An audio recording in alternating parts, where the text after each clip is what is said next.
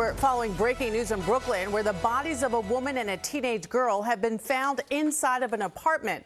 Eyewitness News reporter Jim Dolan is live in Flatbush. Jim? I said, detectives, the NYPD crime scene unit here.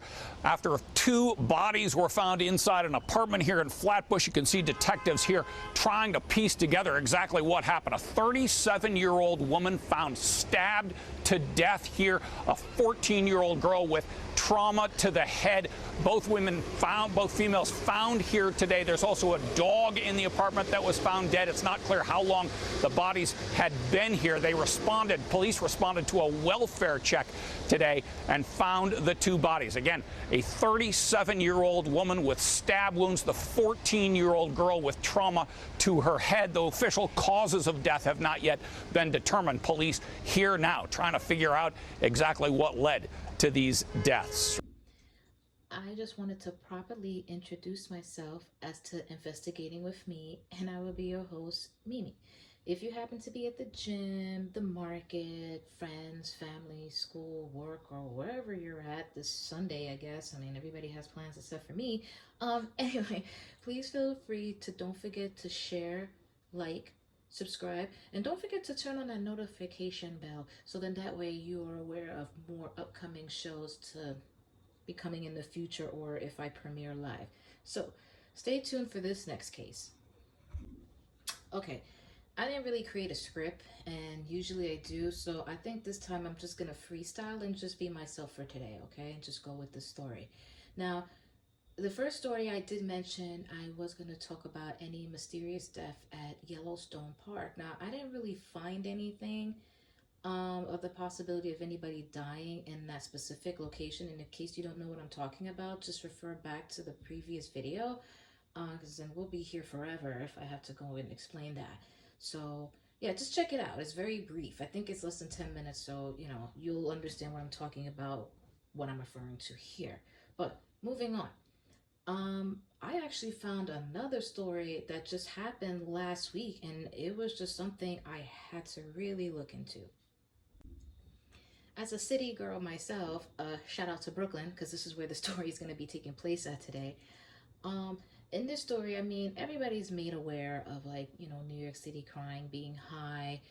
Some people also have their biasness or speculation or judgment. I mean, everybody has their thing. No judgment there as to, crimes committed, the possibility who could commit such a crime. Is it mental health related?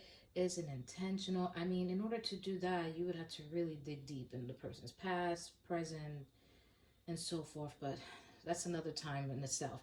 But in this situation, I mean, to some people, we know that homicide is not new in New York City, but I think for me, as a native, once born and raised there, but also had experience from working in different states as well too, I thought that this story was interesting because usually some people have the notion when they're in New York, outsiders are like, oh, with so many people, how would you, know when a crime is committed, or, some of the neighbors don't report anything.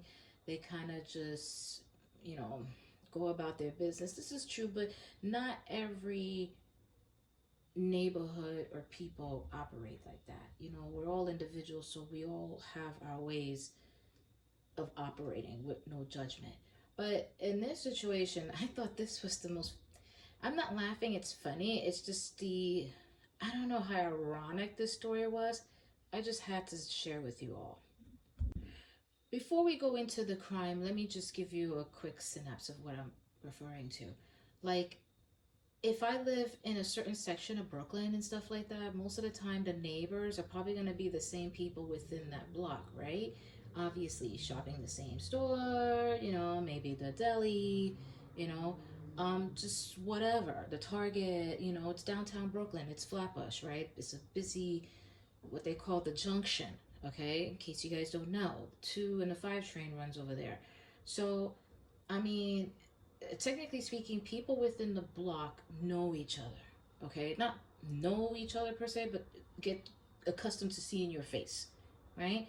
So in this story, it was reported that The police actually had arrived to what appeared to be 1259 New York Avenue, Brooklyn, New York.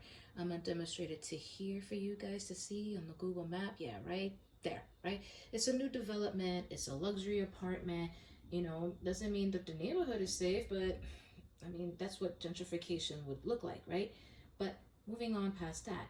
So, in this building on a Monday, I believe around 3 o'clock, according to what the news was, that police actually had arrived to the apartment because the neighbors were reporting a foul smell coming in from one of the apartment in the complex development. But it was just interesting to me because I'm gonna tell you in a second. So then as the police arrived, that's when they actually opened the door to see such a horrific scene of the bodies of the mother, the daughter, and even worse, the pet poodle.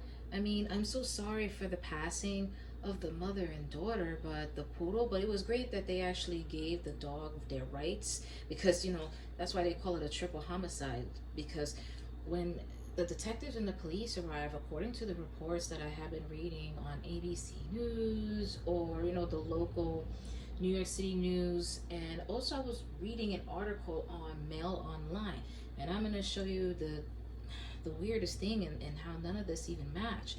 But it was reported that, technically speaking, one of the neighbors did call 911 before I get to the horrific scene. So viewer discretion advised, okay?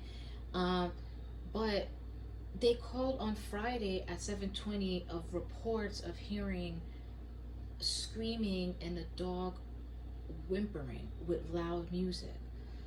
The police entered the building, but they didn't check the apartment and they just walked away. You see that? This is huge, right? I mean, come on. And so in the midst of that, usually it takes 48 hours to start, you know, digging in, looking to see who's the suspect, what had caused this problem. The reason why I'm assuming that usually occurs, but it is like that too, is because in terms of, you know, tampering of the evidence, or two, the suspect will have plenty of time to escape within that, you know, time frame. Especially if you're in New York, I mean, you can hide in the streets, you can hide in a train, you can hide in different boroughs. It'll be very hard to find you. You know, I mean, you'll be found at some point, but I don't know, because the amount of crimes that are being committed in the city, it's hard, especially with the amount of people living in the city. Before we begin, because I know some people are not familiar with New York City or Flatbush, I'm just going to give you a little bit of history of that and then introduce the story that's actually coming up. And also just to give you the heads up too, this story is going to actually be kind of short because it's still an ongoing investigation, which I just had to look into this, and I'm obsessing over the idea what could have actually had happened to the mother, the daughter, as well as the dog. But let's start off by saying East Flatbush, according to what I'm actually reading, is known to be a residential neighborhood in New York City, the borough of Brooklyn. East Flatbush is bounded by Crown Heights, Empire Boulevard to the north, Brownsville, and East 98th Street to the east, as well as Flatlands, Canarsie, and along with the Long Island Railroad Bay Ridge branch area connecting to the south. And the neighborhood of Flatbush and New York Avenue, which this is where we're going to start our story, actually is to the west. I'll actually show you a map just so you can get an idea of what that looked like. But according to statistics, East Flatbush is predominantly known to be an African American neighborhood and has a population of 135,619 of the 2010 United States Census. That was just then, so I'm pretty sure it must be much higher than that. But it's not only African American descent. I mean, there are a population of Latinos and Latinas there. There's also a mixture of Caribbean descent. But the race is not the issue here. I'm just giving you just a demographic because I know growing up in Flatbush, the majority is African American. This is true, but then there's also a lot of Caribbean descent. The racial makeup of the neighborhood was actually documented to be, I had to read this because I thought this was fascinating, but it was documented to be about 1.3% of white, which will actually make up 1,816, as well as African Americans make up what they call to be about 0.3%, and then the African American will make up 88.7%. So that's about 120,231 of the population that they make up. Native American is 0.3%, so that's about maybe 366. Asian actually makes 1,480%, so that's about 1.1%, and 0%, which would actually be Pacific Islanders, which would be 45%, and 0.4 of 523 from other races, as well as 1.6 would be known to be 2,140 from two or more different race. Along with Hispanic or Latino of any race, they make up about 6.6, which will equivalent to 9,018 of the population in Flatbush. But police data actually show as late of September of this year, murders in the city have decreased about 11% compared to the same period last year. There also been report there has been 294 murders this year, so the police data shows, and in 2022 there was over 438 murders reported compared to in 2021. So there's also a slight decrease of the crime, but this was a very interesting story only because usually when we live in the neighborhood in Brooklyn, we're kind of, how should I describe that? We may not know what our neighbors are doing, but we are made of aware of our neighbors because, as human beings, we are a creature of habits. So according to this news report that had actually came out on Friday on Mail Online, which is a UK newspaper or app that I actually found, has stated that there was actually a crime committed in East Flatbush. And I had to call my cousin to investigate, like, hey, did you know that there was a crime down the block from where you live? He said that he was made aware of all the police activity, but when isn't there ever a crime in the city? So he wasn't really made aware of things like that. He said he did see a bunch of cop vehicles, but wasn't exactly sure what went up the block from where he reside at. So I had to investigate to find out that according to the news article, there was a woman and a 14-year-old girl who was found dead inside a Brooklyn apartment on Monday. The authorities are actually investigating into the killings that has been the latest to be unsettled in New York City.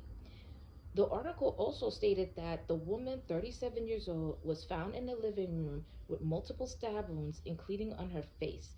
According to the law enforcer official, it was not authorized to publicly discuss the details of the case. The teenager was also found beside the woman, and the dead dog was found beside them with a bag over his head, so the official had stated. But this was an interesting case because I'm reading this article from the New York Times. Now, when I was comparing the resources to, the local 12 Brooklyn News, Daily Mail, it was reported that the gruesome details indicated that the daughter was actually found, from the previous article what I read, was a bag over her head with multiple head injuries, and it was believed, according to what the detectives believe, was, this is just outside sources, that whoever committed this crime wanted to prevent the blood from splattering all over the room, so hence that's where the bag was over the daughter's head.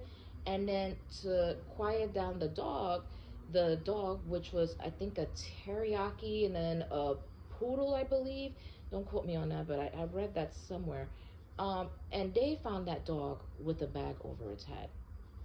And the mother, the 37-year-old, was sitting slouched down with injuries not only self-inflicted to her wrist, but as well as to her neck. And I don't recall her having injuries on her face, but the New York Times did quote that she had injuries to her face, but not directly, anywhere else. But according to the report, they said it was a very, very gruesome detail. From the reports that I was actually reading, Building 1296 New York Avenue, Brooklyn, New York, will never be the same for many of the residents that actually reside in this luxurious apartment that they just recently built up. Because there was a report which was dated on Friday. The news had stated that eyewitness actually had contacted the NYPD, which is the local precinct not too far from the location on New York Avenue where the crime had actually took place. But it was reported that one of the neighbors, actually heard loud music, screaming, and even a dog whimpering. So to me, that could just be the idea that possibly he probably hear them actually being murdered. So he then proceeded to actually call the police to see if they could do a possible wellness check. According to the report, the police did arrive into the building, but then they didn't actually enter the apartment. They just went in the building and had left. So that was around, yeah, in the morning hours, 7:20 a.m. I believe, in the morning.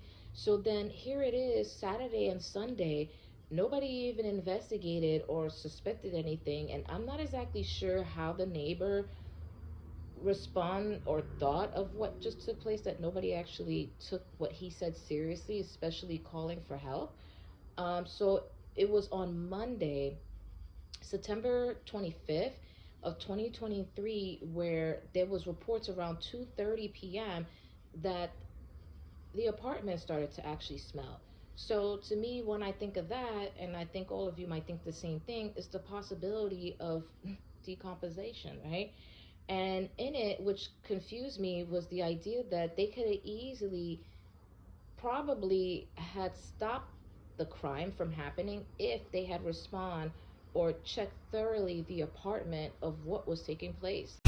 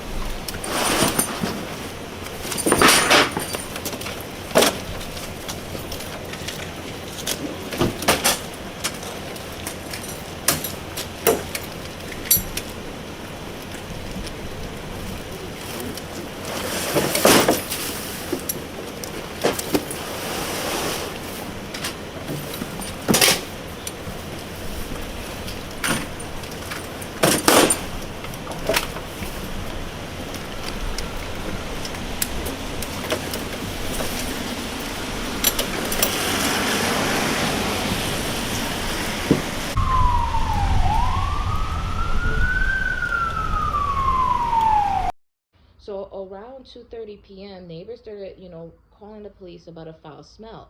So eventually they just started knocking on the door. Nobody was responding. And then when they proceeded to, open the door or force open the door, that's where they came to like a gruesome scene of the mother, the daughter, as well as the dog. I had to bring this conversation up because, as I said before, this is a short film, but this is kind of like up in the air with this story because some reports were trying to rule this as a murder suicide. And now, think about that for a second. If the article is report, I mean, I can see why somebody would say that, self-inflicted wounds. I mean, obviously that could be that purpose, but the idea of her actually self inflicting wound on her face. I don't know how that could be possible or even feasible, but I don't really know. That's inconclusive to me, and I can't really judge based on that circumstances.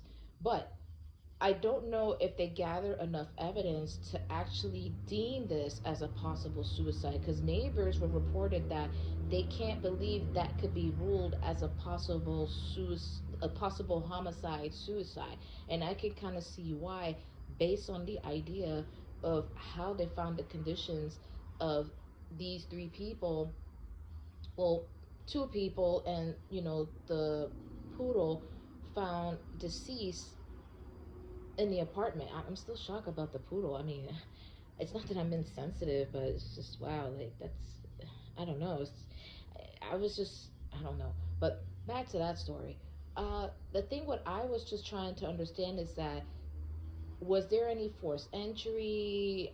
Where's the security cam? Has it been reviewed? Neighbors have report that they see people come in and out of people's apartment, which this guy who was being interviewed, which I'm going to play the video shortly, he was actually smart.